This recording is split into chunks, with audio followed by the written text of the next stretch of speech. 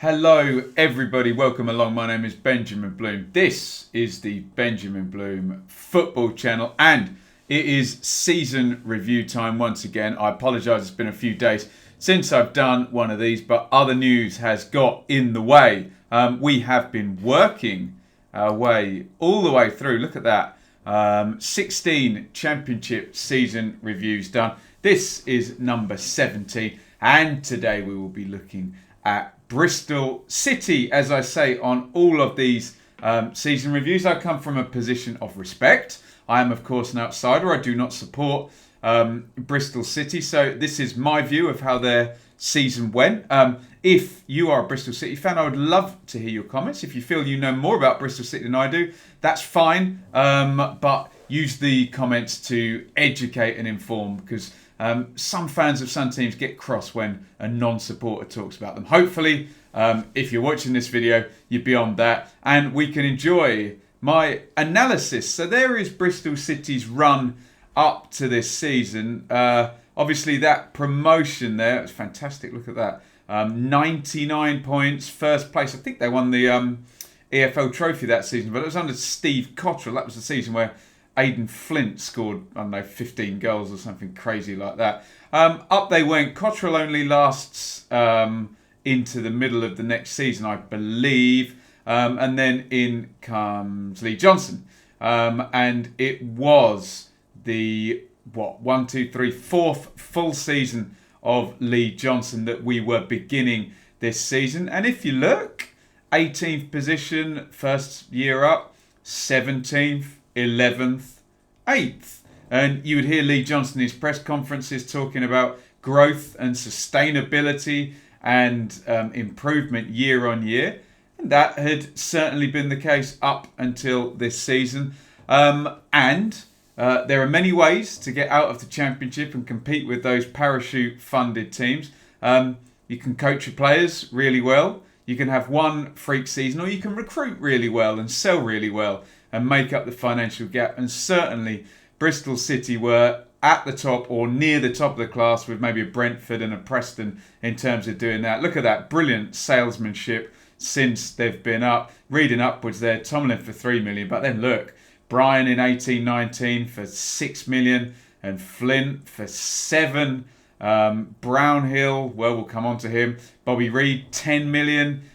Codger, 11. Lloyd Kelly and Adam Webster will come on to both of them, raising huge sums of money by recruiting players. Well, I suppose Lloyd Kelly and Bobby Reed. Did they come through, both of them? I know Lloyd Kelly did. But good recruitment and then selling on, or even, as I'm saying right now, bringing players through and selling them on. They did that very, very well. That was the team from the previous season. You can see names in that team that are not going to go on to finish this season. Mayemper in goal. Hunt not so much really. Maybe that's not fair. Webster's going, isn't he? Kelly's going. Pack is going. Brownhill's going. Vyman's going to end up front. Matty Taylor is going out on loan, isn't he? Jeju, did Johnson ever really trust him? So you can see from the end of the 18-19 season to the end of this season, a lot of that team, and okay, that is who scored, kind of generated 11 highest appearances and best performing. But you take my point that the team that ended the 18-19 season is going to get really quite unceremoniously broken up. Adam Webster into the Premier League and Lloyd Kelly for huge fees. Mo Isa goes down a level to Peterborough. Marlon Pack, that was an interesting one because he was the captain. 28, good age, not a huge transfer fee. So you can see some influential players coming out. But you can now see why. And let's read from the bottom up. Pereira on loan, right back, wing back. Afobe, there is your goal getter on loan. Good deal, that one. Rowe and Gil Martin in on freeze. Then Schmodic, a gamble for a League 2 player coming up. Bentley, good signing that. Proven Championship goalkeeper. Brentford going down the David Raya route and selling on a 25-year-old. Good signing that. Jay De Silva, that's excellent. 21 years old to replace Lloyd Kelly. That looks like a really good deal to me. Adam Nash played at a good level there. Loads of caps for Hungary. Casey Palmer has done it for other teams on loan in this division. Han Noor Masinga, look at that, 7 million quid for an 18-year-old. No doubt the plan is to develop and sell on for more at some point after he's done his business there. Excuse me.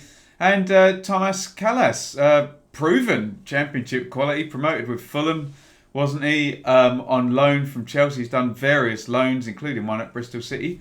So you look at the start of the season and you think, okay, really nice recruitment. Can Lee Johnson meld that into a team? It doesn't start well. If you want to see my take on Bristol City through the season, I think I got to them 3 times, and there is the first one there. Opening day, but hey, Leeds were far and away the better team, and a 3-1 victory for them. But there is the results up until the 7th of December, and which you can see there, only 3 defeats in there. Lots and lots of draws, but in the main, a very, very good start to the season. Just not losing.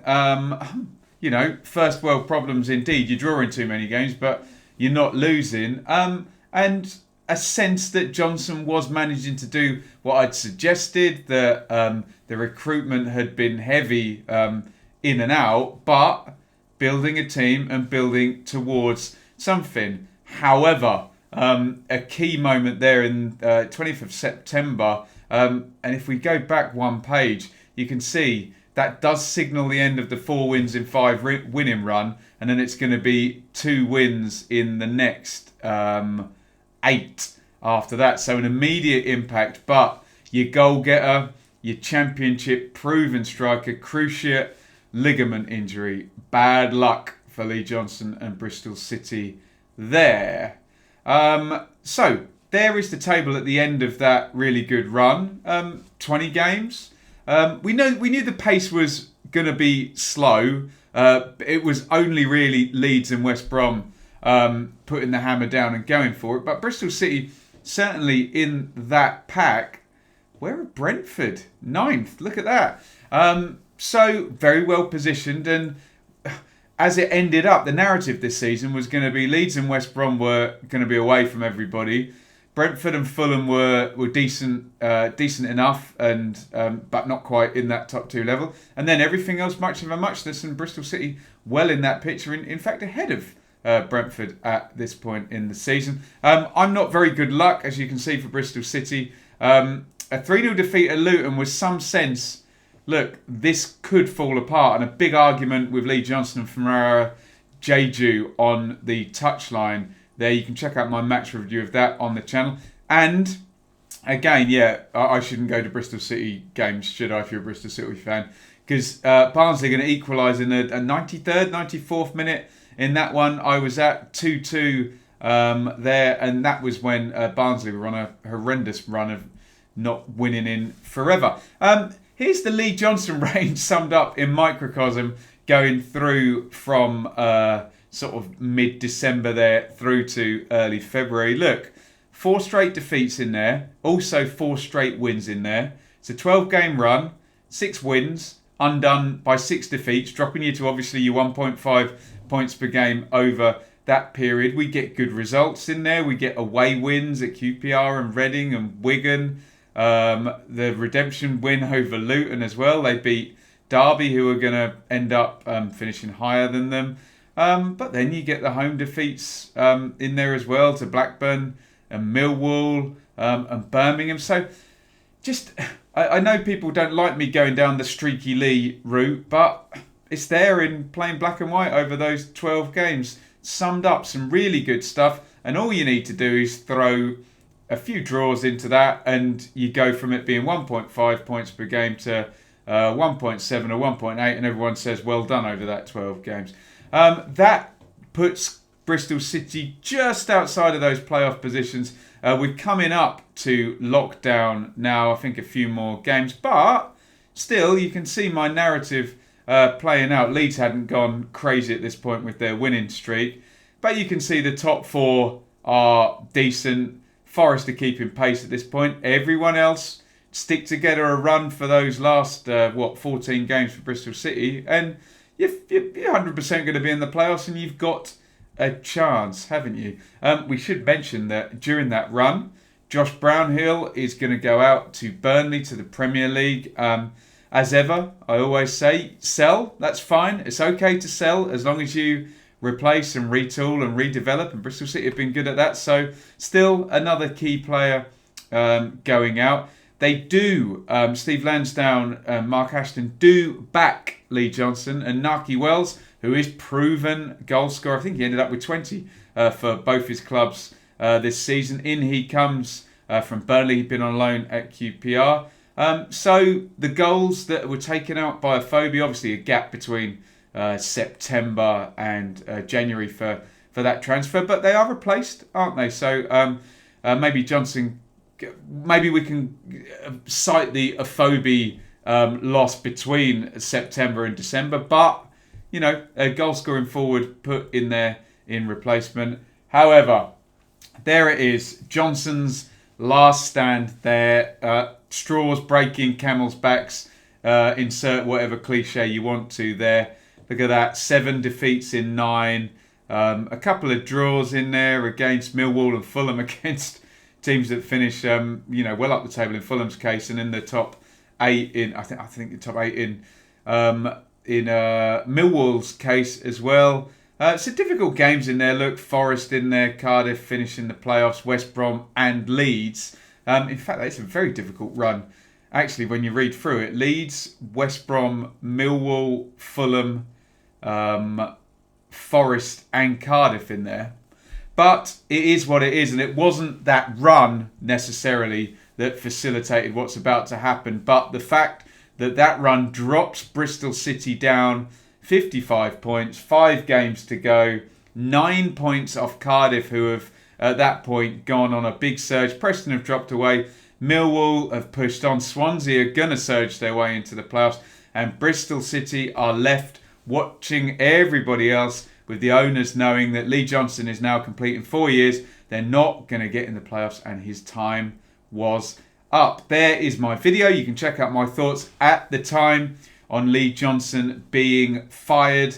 Out he goes on the 4th of July. Whatever you think of that decision, good, bad, indifferent, let me know. But the 4 years was up. Dean Holden comes in to take what we think is going to be temporary charge, and a little splurge, bang bang, wins over Hull and Borough. And is there going to be an unlikely playoff charge? Well, I mean, there could have been. You can see a key defeat there at Swansea, who are ultimately going to make it in there. It would have needed a Streaky Lee type 4 wins and a draw in 5 type run. Stranger things have happened, but they end up not making it. Look, down in 12th position. What's the points differential? 7 points off the playoff in the end. And that run, I think, what did it go? 18th, 17th, 11th, 8th. That run is broken, and Bristol City are going to retool, and they are going to have another go. But Bristol City fans not happy with this. 5 weeks it takes for them to hire a new manager, and ultimately it's the guy that they stuck in caretaker charge. Lee Johnson's assistant, Dean Holden, gets the go as Bristol City manager. I did a video on that, as you can see there, on August the 10th. You can argue it both ways. You can say, if your glass is half empty, it's not very creative. He's not very experienced. It needs a bigger name. It needs new ideas. He's been there. He was the assistant to the guy who you've just fired. So if your glass is half empty, you can argue that. If your glass is half full, it's probably quite cheap. It's continuity. They've brought in the 2 England representatives whose names I've forgotten, who someone will remind me in the comments to help him. He knows the players, all of that stuff. He knows the club. So you can argue it either way, and only time will tell as to whether this is going to be a good appointment. So, as usual, with my season reviews, I've put some bullet points down as to some reasons for what you would probably deem a failed season, given a drop from 8th down to 12th, a manager fired. I suppose that goes in the books as a failed season. Bristol City fans would have wanted to go obviously up from 8th either into the playoffs or certainly in a, at least 7th and challenging for the playoffs, one place off. But that didn't happen. My first bullet point there says player turnover too tricky this time. Lee Johnson's done a good job and may not have always been from the start of the season, but by the end of the season they were always moving on and moving forward. He's done a good job of retooling the squad each time, whether that be losing Tammy Abraham or Bobby Reid or Jonathan Codger. Key players, it was Lloyd Kelly and Adam Webster this time, wasn't it? He couldn't do it this time, could he? He couldn't build a team around Casey Palmer. I know De Silva was injured and develop Hanno Masenga and, use it. Obviously, Afobe got injured, but he couldn't quite build the team this season to the level of challenging. It's always hard in the Championship if a lot of players go out and a lot of players go in. Obviously, I always argue it's fine to sell players, it's fine to retool. You then do earn your money as a manager, don't you? Because your job then, if you're going down the recruitment strategy and not, I'm going to coach these players over 3 or 4 years, you have to retool the team and get a tune out of that team. Else, your higher-ups are going to say, I gave you an 18-year-old for 7 million quid. I gave you Thomas Callas for 8 million quid. Why are you not in the top 6? That's what they're going to say. Given the lightning in a bottle way of getting out of the Championship, I'm going to coach the players, or the recruitment one. He didn't get the recruitment one right, did he? I've put the next one, Afobe, Pack and Brownhill losses. Obviously, through the season, players that he thought maybe he was relying on. Look, I don't know what happened with Pack. I'm sure there's a Bristol City fan that will tell me in the comments, but he was the captain last year. He's out. Webster and Kelly, we can add to those losses, but they frankly happened, really before. I suppose Webster was in August, wasn't it? The Afobe loss was a big one. Okay, we can mitigate that by saying, well, Wells came in January, but you did lose a goal scorer between September and December, which did coincide with a bad run. And Josh Brownhill obviously going out in January. Although we'll look at that in the next point and the tricky fixtures. But I think he lost players during the season and found it too hard to cope with that. The Johnson's reign runs its course narrative. Maybe it did. Maybe Lee Johnson's peak was 8th position last season. And yeah, I feel a bit badly saying it when we look at that hard run. But I think that hard run kind of is the proof in the pudding, isn't it? Because he'd got to a point where when the chips were down, and it did get to, who was it? Fulham, West Brom, Cardiff, Millwall, Leeds, all in that run. They had a terrible run. They won 2 in 9, and Lee Johnson lost his job, and they were too far from the playoffs. Maybe that was his Everest there, and it is the sign of a mid-table team that when they come up against a run of upper teams, well, go figure, they lose the games, don't they? And that was what happened. So maybe Lee Johnson's reign runs its course, and after 4 years, they need a new face to take them from 8th place and into the playoffs, where certainly the investment in the stadium and the recruitment would lead you to believe they would want and maybe expect to be, especially given you're signing 8 million quid centre-backs and 7 million quid midfielders, albeit, I will caveat that by saying funded by excellent recruitment. Where next? Well, I thought it was going to be, we've got ourselves into 8th place in the Championship. We've got a nice stadium. We've got money in the bank from good recruitment. We've got a good squad containing a highly rated Chelsea left back. Developed someone like Casey Palmer, Naki Wells, a goal scorer. Your 18-year-old 7 million quid midfielder. Your 8 million quid centre back. I thought it might be now. Right, here comes Chris Hughton. Here comes Mick McCarthy. Safe pair of hands. It might be pragmatic, but if you give one of those guys, Steve Bruce, Mick McCarthy, Chris Hughton, okay, some people might think it's old hat, but if you give them that job, Will it be swashbuckling, entertaining football? Maybe not. But will it be up from 8th to 6th or 5th? Possibly it will. So I thought it might be that. But no, Dean Holden. I mean, it could have been a European, Graham Potter from Erstason's type appointment. It could have been, someone coming in from the lower divisions and doing something there. Who knows? But no, Dean Holden. So that is where they are going next. So look, let me know your thoughts on Bristol City's finish. Obviously, this video is most likely to attract Bristol City fans. But we know we have a lot of well-read General Championship fans. So get your comments in. As I said, you may well know more about this subject than me. So please use the comments to either educate me or other commenters and give your view, which we would all love to hear if it's worded in a civil manner. It doesn't always have to be a debate on YouTube where there's a winner and a loser and, I'm going to out Ben for getting something wrong.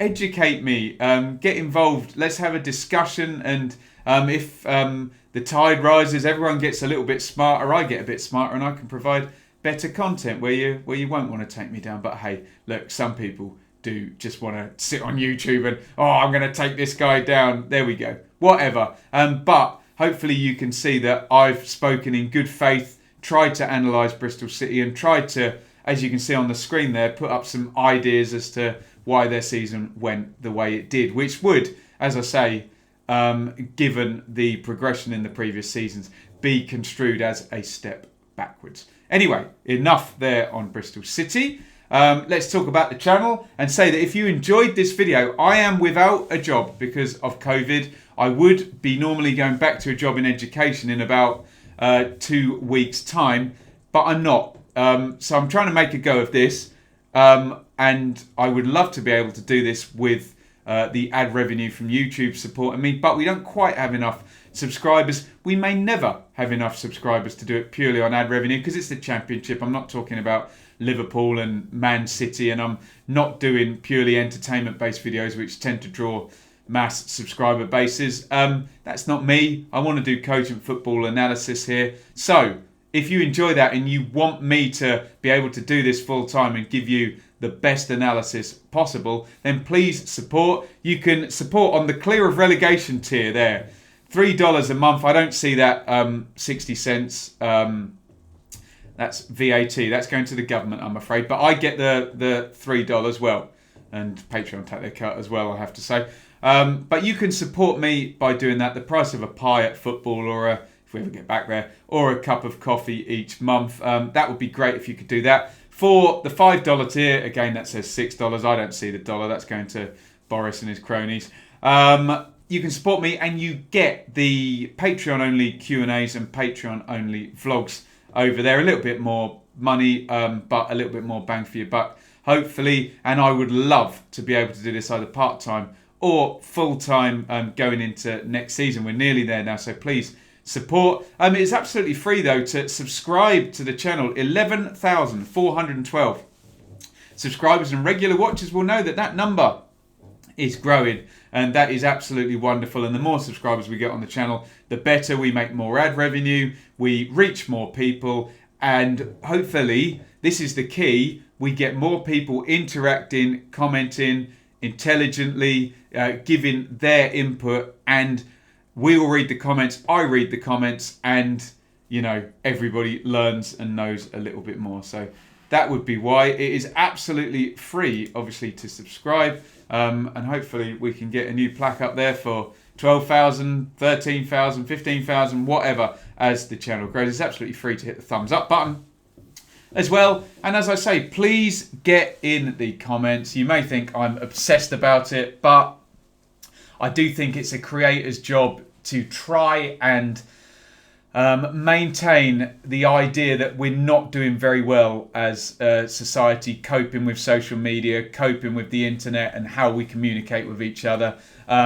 People in the main are nice to your face, but online, I don't know, that anonymity, sitting behind a screen, and people who just have these ingrained issues that lead them to need to troll other people and be unkind, that seems to come out on the internet. So I do bang on about it, but if you are using the comments, please use it in a responsible way. And if my words make you think about how we all are online, probably not you, but how others are online, and we can all deal with it together because the social media companies don't want to, then maybe we can do it. Anyway, enough of the socio-political nonsense. That was season review number 17. I think if I hit that one, yeah, we can see. So I've put a load of work into these. These take, I don't know, hour and a half's research and then another hour to edit and put up and do all the artwork and everything. So